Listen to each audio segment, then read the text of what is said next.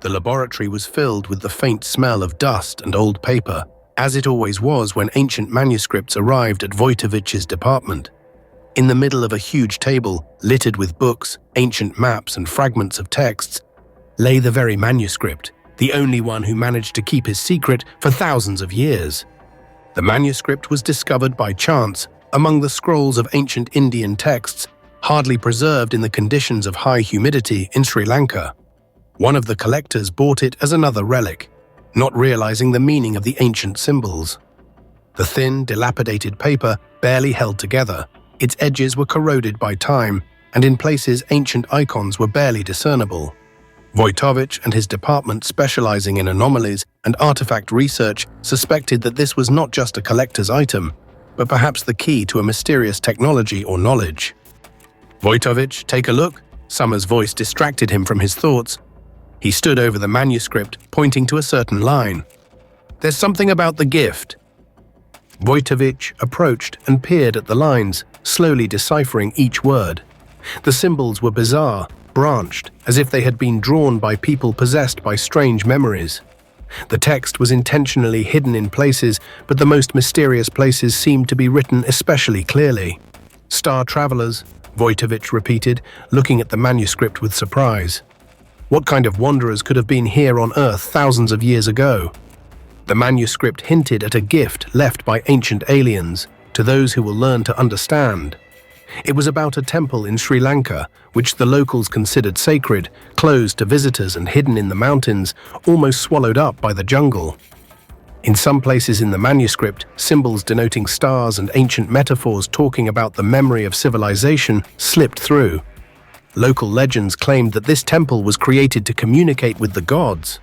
However, Wojtowicz understood that it was most likely about aliens who had left part of their culture on Earth. Summers, feeling an intuitive tremor, could barely keep from smiling.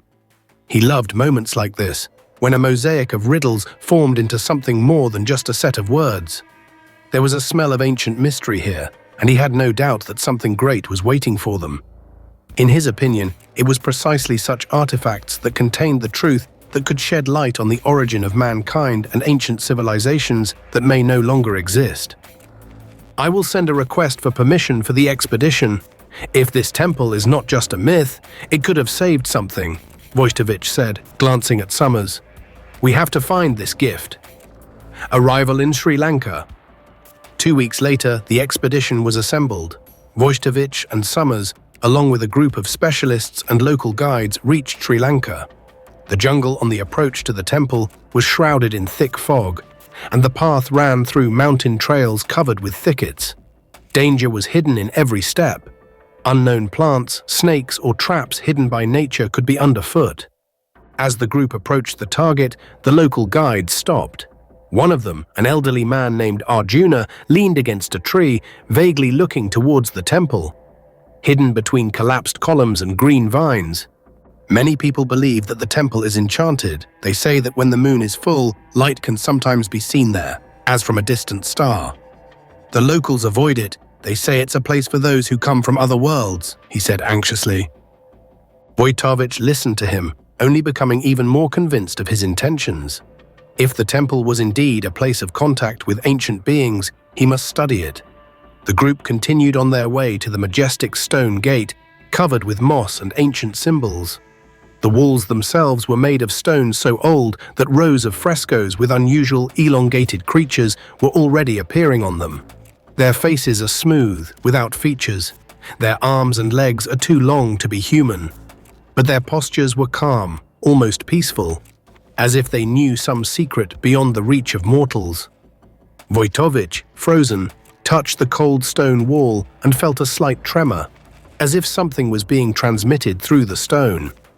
Soft light streamed through cracks in the vaults, and a dim room opened inside the hall, on which a small black sphere was installed, polished to a mirror shine.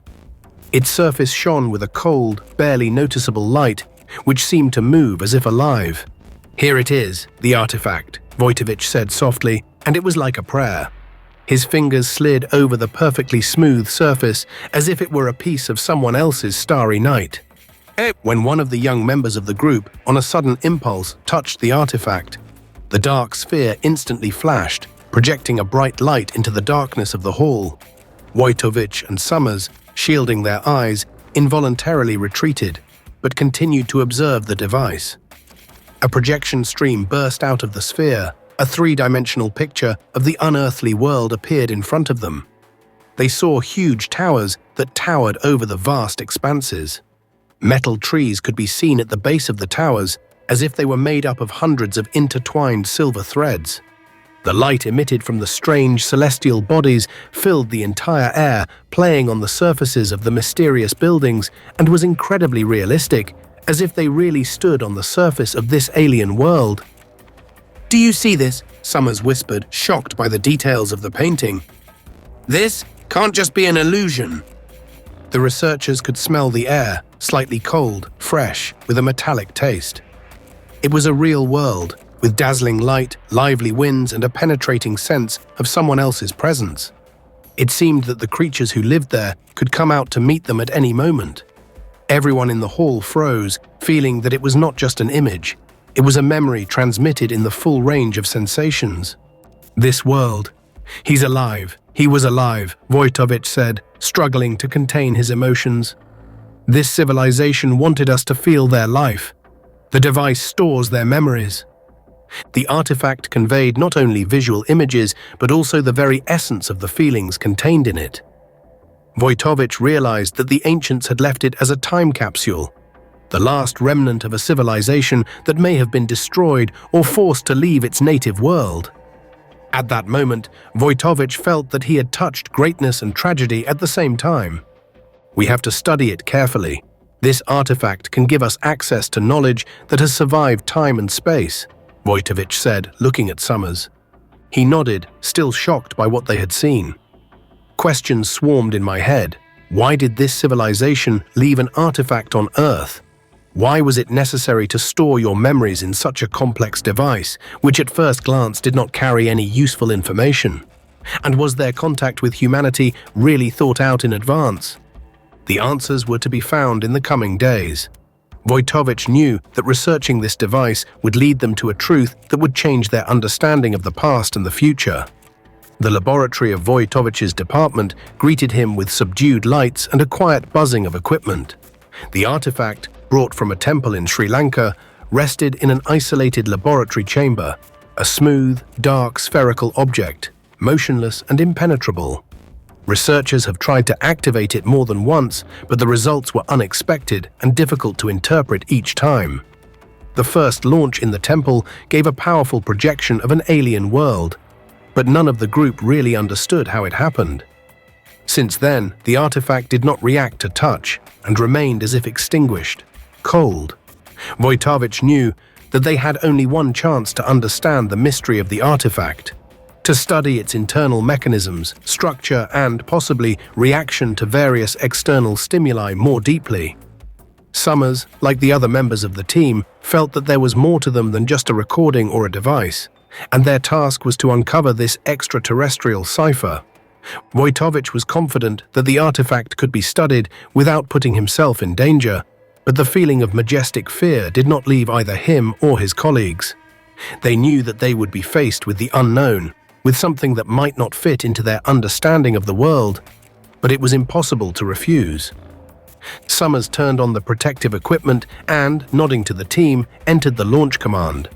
The equipment began to hum softly, and the lights above the laboratory chamber lit up brighter, concentrating the stream of light on the smooth, dark surface of the artifact. This was part of a plan developed by Wojtowicz. High-frequency light and sound pulses could activate the device, and they hoped that the artifact would react.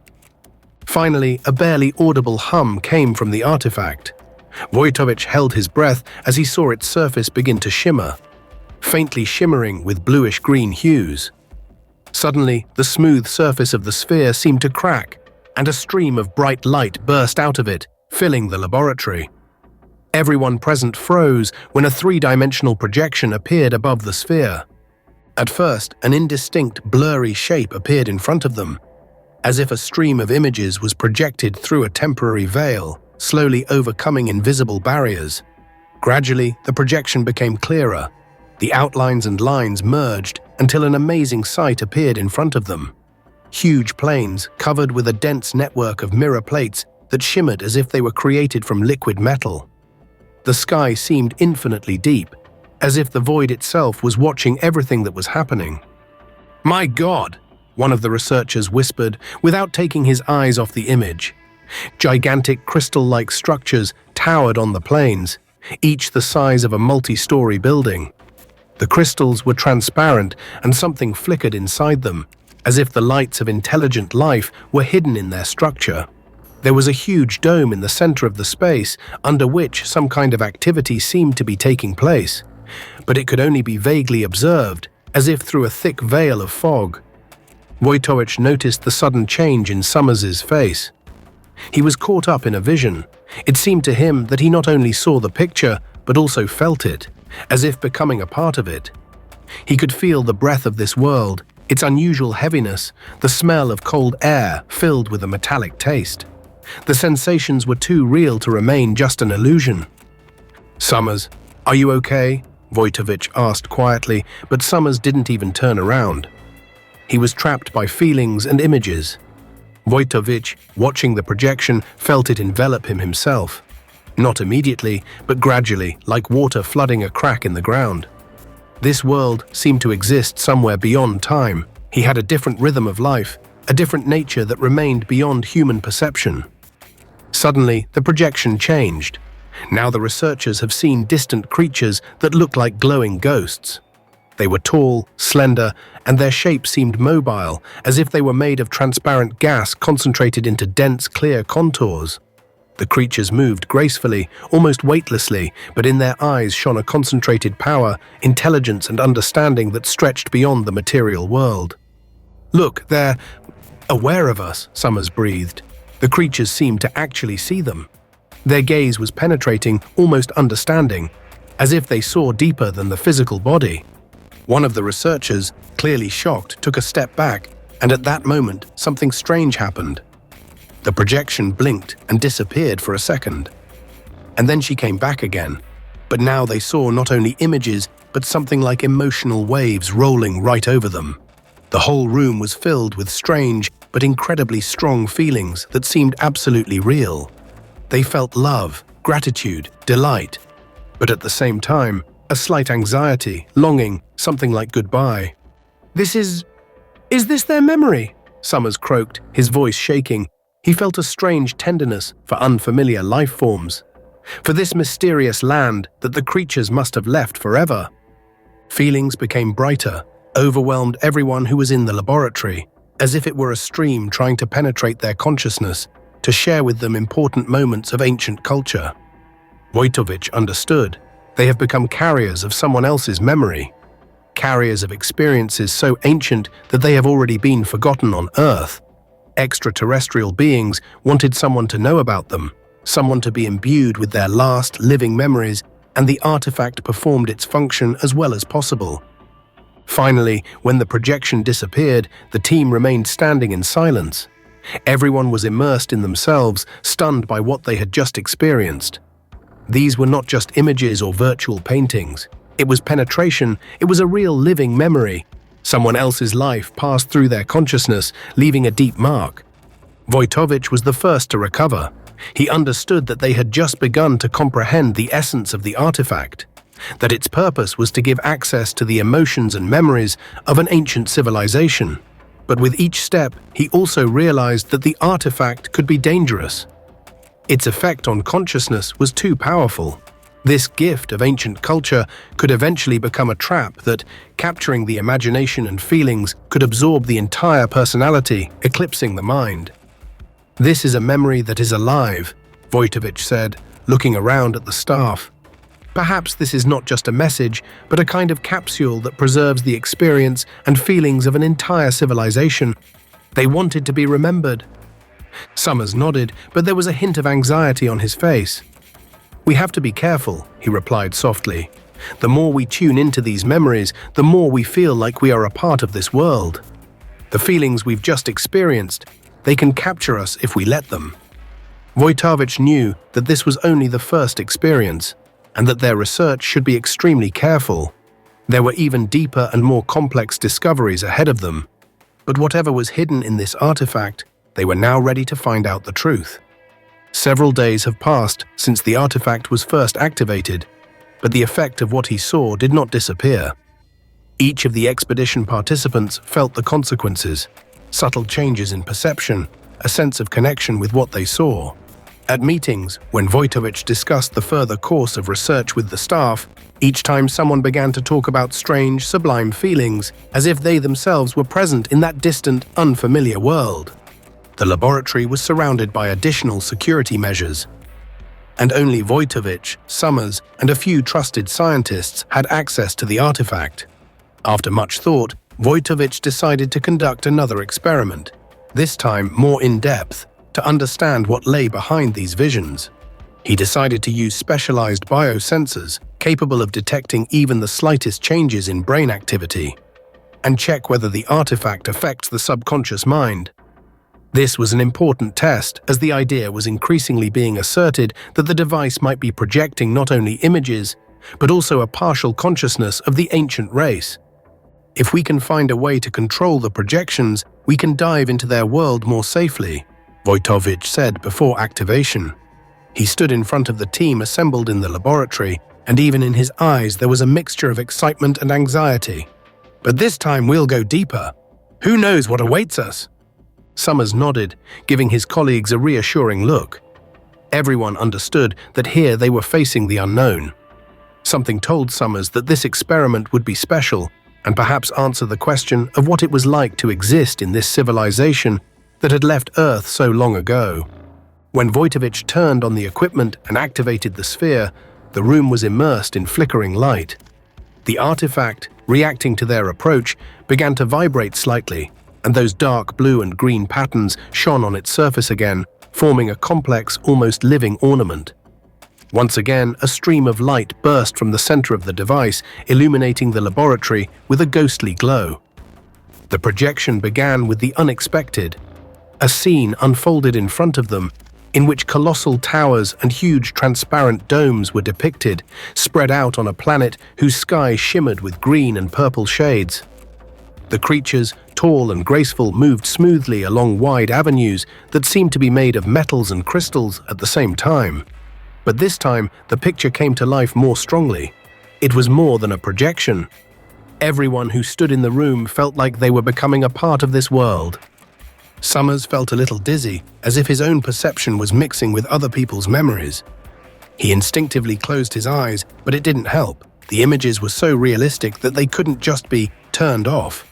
He felt his consciousness connecting with this world. Someone else's anxiety was pressing down on him. A deep sense of anxiety mixed with the realization of inevitable loss. "They know that something is going on," Summers said, as if trying to put into words the feeling that arose in the depths of his soul. "They're afraid. This world is going to collapse." Wojtowicz felt similar feelings. He felt sadness and an indescribable longing, as if he himself was a part of this ancient civilization that lived, flourished, but was now preparing for something terrible. He realized that the creatures knew their world was doomed, and the artifact may have been their last way to preserve their memory of themselves, to convey the experiences and emotions that were so important to them. The creatures in the projection continued to move, and everything became clearer. Night was falling in their world. They gathered in a huge square at the base of one of the towers, and on their faces, translucent, barely distinguishable, there was determination intertwined with horror. One of the creatures, a taller one with long, almost floating limbs, detached itself from the group, like a leader calling for farewell. The creature slowly raised its hand and looked up at the starry sky. Everything was felt in his movements: strength, desire, pain. It was a sincere hope that someone would find them one day, that their world, their life and culture will not disappear without a trace. At that moment, Wojtowicz and Summers felt that they were more than researchers. They had become the bearers of this alien pain and hope. They knew their civilization wouldn't survive, Wojtowicz whispered, mesmerized by what was happening. This artifact is their last memory of themselves. The projection froze, and everyone present felt a powerful wave of sadness, as if the device itself filled their minds with a sense of doom. At that moment, they realized that they had become part of something bigger, bearers of a lost world, witnesses of an ancient civilization that sought to survive, at least in the memories of other creatures. When the light of the artifact went out and the projection disappeared, everyone remained standing, as if waking up from a dream. But the strange sensations, memories, and emotions did not disappear. On the contrary, they deepened, took root in consciousness as something personal, native, and with it there was a wariness, as if they had let in something alien but important. The next day, several participants started having nightmares. They saw scenes of the destruction of an alien world, heard unfamiliar voices, the sounds of falling structures, the screams of creatures torn apart by horror. Dream and reality were mixed.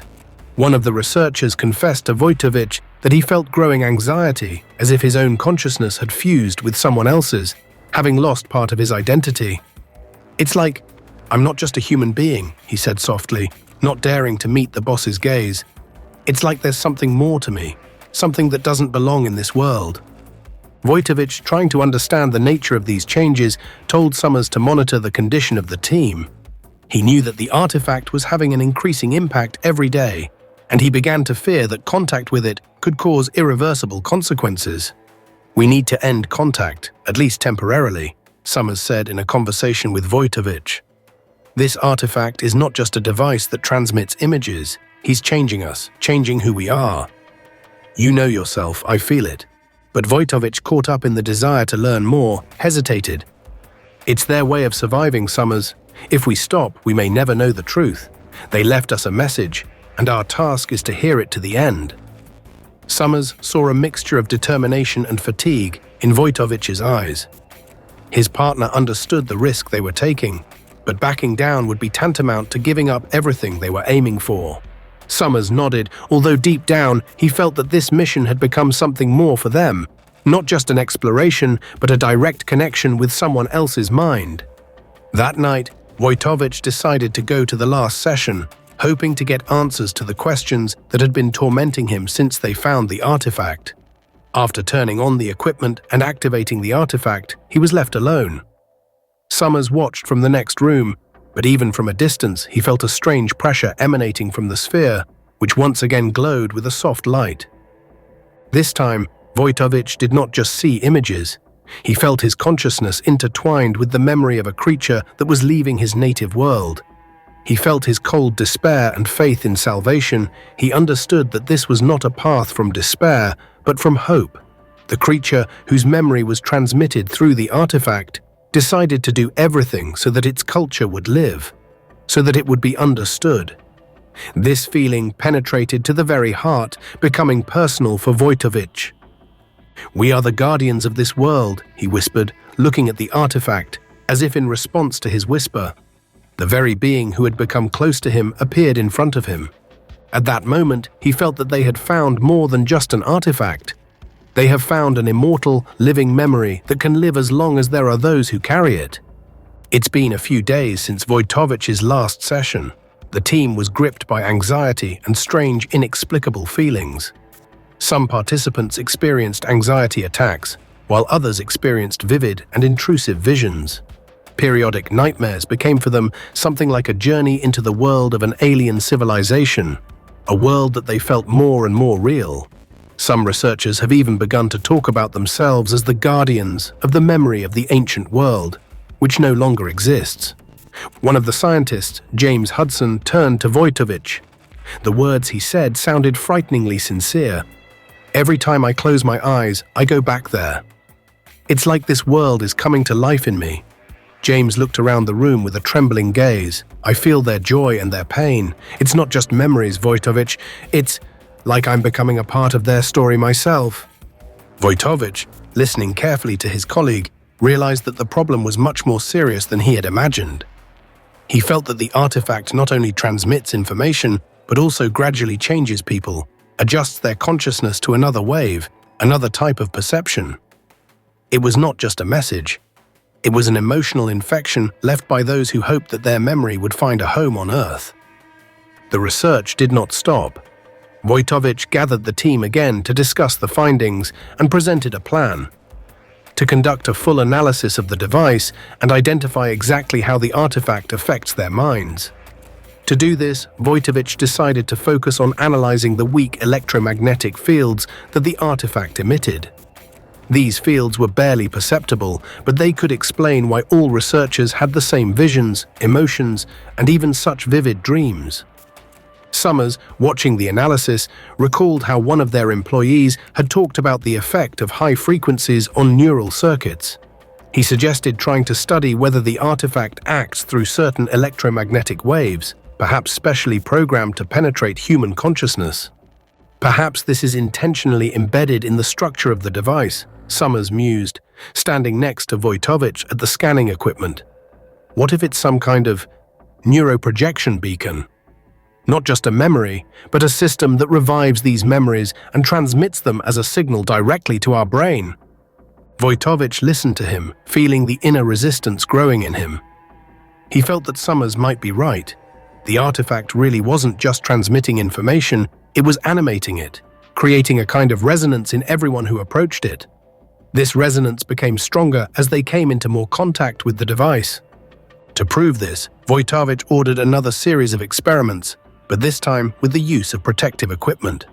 The researchers put on shielding helmets capable of blocking signals of certain frequencies and began testing the artifact. After turning on the device, the artifact was reactivated, and a bright light projection began to pour out of it as before. This time it was much weaker, as if the artifact itself felt the isolation. The images were blurry, and the researchers felt only echoes of other people's emotions, but they still felt their influence. The fear and longing of the ancient creatures felt like a dull echo, barely audible and muffled, but they continued to break through the protection. "It looks like our assumption is confirmed," Wojtowicz said, watching the projection. "Protective measures really reduce the effect of the artifact. But as you can see, we still feel these emotions." Summers sighed and, taking off his helmet, walked back to the artifact without taking his eyes off the shining sphere. He felt a deep, almost physical attraction to her, as if something inside told him that he needed to go further, to discover even more secrets. He knew that this feeling was intrusive and alien, but he couldn't suppress it. "It seems to me that the device is somehow calling us," he said, trying to put his condition into words. "It seems to be specially tuned to lure us into this world. Their memory is really alive, and the longer we study it, the more this memory intertwines with us." Wojtowicz thought about his partner's words. He understood that the influence of the artifact was not limited to simple projections. It changed the perception of people, as if the memory of ancient creatures itself was programmed to gradually absorb their consciousness. At that moment, he had a frightening realization. The artifact could have been created not only as a memory, but also as a means of preserving and spreading someone else's mind. Summers, obeying an internal impulse, suddenly approached the artifact and activated it manually by entering one of the command codes. Wojtowicz was ready to stop him, but he paused for a second. He saw that Summers was not acting out of recklessness, but out of pure intuition. As soon as he pressed the activation button, the artifact flashed brighter than ever, flooding the room with a flood of light. This time, the projection was much more powerful and breathtakingly real. Everyone in the room felt as if their bodies were losing their physical shell, turning into clumps of light capable of moving through an alien world. It was as if they had left the laboratory and found themselves on an alien planet. In front of their eyes stretched a huge valley, strewn with silver trees and crystal mountains stretching to the horizon. The green, iridescent sky illuminated the valley, which looked as if it had been created not by nature, but by reason. In this light, the very creatures they had seen earlier were moving, tall, almost translucent figures. Their movements were graceful, but there was a heaviness in each step, as if each of them carried a load of memories inside that should not disappear. Their eyes, filled with light, were directed towards the distant heavens. "They know we're here," Summers whispered, realizing that the creatures weren't just projected in front of them, but felt their presence. One of the creatures, as in previous projections, stopped in front of the team, and its luminous gaze froze on Wojtowicz, as if trying to convey something. And then all of them, Wojtowicz, Summers, and the rest, felt the last emotion, the strongest and most indescribable. It was a hope. The hope that someone will remember them, the hope that they will not disappear forever, that their lives will not be forgotten. This moment was so vividly imprinted in their minds that when the projection went out, no one could move. The emotion was deeper than words could describe. It was not just knowledge, but as if they had become part of a memory rooted in their own feelings. The projection disappeared, leaving the laboratory in a thick silence. Everyone stood motionless and did not even take their eyes off the now extinct artifact. Wojtowicz felt a growing unease. Now he was sure that the artifact was deliberately penetrating their minds, rewriting their feelings, their perceptions, and perhaps even themselves. "We have to be careful," he finally said, breaking the silence. "The artifact doesn't just show us an alien world, he strives to live in us. It's not just a memory, it's a living mind." He realized that an ancient civilization may have left this artifact not only as a message, but as a way to preserve itself. Perhaps their culture was preserved in the form of an emotional virus that had to find its host in order to come alive again. Wojtowicz now knew that this artifact was both an incredible treasure and a danger. Several days passed, but the tension in Wojtowicz's department only intensified. Everyone who worked with the artifact continued to feel its influence. The nightmares grew brighter, and some employees began to behave strangely, talking about themselves as if they were ancient creatures whose memory was imprinted on the device. Wojtowicz understood that they were teetering on the edge. The artifact was pulling them into an alien world, filling their minds and feelings that seemed too real. Doubts gripped everyone, but the strangest thing was that these feelings were pleasant. It seemed that the ancient civilization did not just lure them, but offered something much more. Wojtowicz understood that the artifact should not be left in the laboratory. Its impact became stronger and stronger, and there were already those who could not cope with this emotional immersion. He decided to turn off the device completely. But before doing that, he and Summers decided to have one last session. They were overwhelmed by the desire to understand why the ancient creatures left this artifact and what it was really intended for. The last launch of the artifact. Summers and Wojtowicz entered the laboratory. The rest of the staff stayed behind the glass wall, watching as they prepared for the last session. The artifact seemed to be waiting for them. Its surface shimmered faintly, emitting a quiet, mesmerizing glow. Wojtowicz put on a protective helmet and activated the equipment, intently entering the launch parameters. As soon as he entered the final code, the artifact instantly activated and a bright light burst out of it, illuminating the entire room. The projection appeared immediately, but this time the images were more complex and vivid than ever. They did not just see an alien world. It seemed that their consciousness was moving into it entirely. Everything around them disappeared, and the space of an ancient planet opened up in front of them, which these creatures must have once called their home. They were standing among giant transparent towers on an endless field dotted with sparkling crystals, surrounded by majestic creatures who were walking towards them. These creatures moved slowly. Their translucent figures seemed to waver in the wind, but their gazes were full of awareness, concentration, and silent pleading. They all looked at Wojtowicz and Summers as someone they needed. "Do you feel it?" Summers asked quietly, feeling something disturbing and exciting brewing in his heart. Wojtowicz nodded, not taking his eyes off the creatures. At that moment, he realized that this was not just a projection. It was a memory, but not static, but a living memory that was now looking for a new home. These creatures knew what they were doing. They knew that one day they would be able to come to life through those who touched the artifact. And then one of the creatures, taller than the others, with sparkling iridescent eyes through which you could see the stars, stepped forward, approaching them. It looked directly at Wojtowicz, and he felt his own consciousness begin to merge with someone else's, as if someone had stepped over the line separating him from his own self. "We are an eternal memory, you are our path," came a voice right in Wojtowicz's mind. It was not just a sound, but like a stream of thoughts flowing smoothly from one to the other. He didn't hear the words, he felt them. "What do you want?" Wojtowicz asked mentally, a feeling of almost religious awe growing in his heart. "Why do you need us?" "We have lost our world, but the memory of it lives on. Through you, we can be," the creature replied, and its glowing eyes pierced Wojtowicz. "Remember us. Feel us, and you will become ours. Forever. Wojtowicz realized that the artifact was created as a vessel to preserve the mind of an entire civilization. It was not just a memory. It was a living mind that was waiting for suitable carriers to come to life again, to spread through the consciousness of others. Realizing this, Wojtowicz was seized with cold horror, and he rushed to turn off the device. But at the same moment, the figure standing in front of him raised his hand and the light intensified, blinding, sparkling, as if thousands of stars flashed at once. The projection disappeared, the lights went out, and the laboratory was plunged into darkness. Wojtowicz took a step back, breathing heavily as if waking up from a nightmare. Summers, looking at him, could barely contain himself, feeling mixed emotions, from excitement to fear.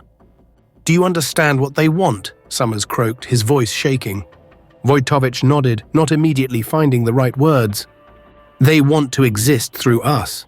They wanted us to become their bearers. It's not just a memory. This is the consciousness that should live in us. They wanted us to... We were an extension of them." Summers froze. The truth was unbearable. The artifact was not just a repository. It was a trap created to rewrite, to take over the minds of those who would open it. Now it was clear that all their visions and emotions were not just memory, but purposeful manipulation, the slow and methodical introduction of someone else's mind into a human personality. The creature transferred only a part of consciousness to them, leaving a file on Earth for its transfer. They left the laboratory without exchanging a word. Wojtowicz felt something strange flash through his mind, like a thought that hadn't been there before. A barely perceptible feeling of warm wind, the smell of metal. A strange landscape appeared in front of him in his mind. He shook his head, trying to banish the feeling, but it remained firmly entrenched in the depths of his mind. They reached the exit, and Summers suddenly grabbed Wojtowicz by the shoulder. "Do you feel it?" "What is it?" he asked softly, barely able to contain his panic. "It's in us! It's left!" Wojtowicz felt his consciousness filled with a wave of uninvited thoughts, as if he saw the picture through the eyes of another being, and this vision became more real every moment. He suddenly realized that he was still connected to them. The artifact wasn't just projecting memories, it was an interface that connected his mind to an alien world. And now this connection was permanent. "We're an extension of them, Summers," Wojtowicz whispered, horrified. "There are no two of us now. We are their bearers. They came alive in us." They stood there, feeling the memory of a distant civilization still throbbing in their minds, deep inside. This memory became a part of them, changed them, and now they both knew that they would remember and feel this alien world while they were alive. They left the laboratory, but everyone knew that something alien and ancient was now present in their minds. They will forever remain the guardians, and maybe the last messengers of a lost civilization.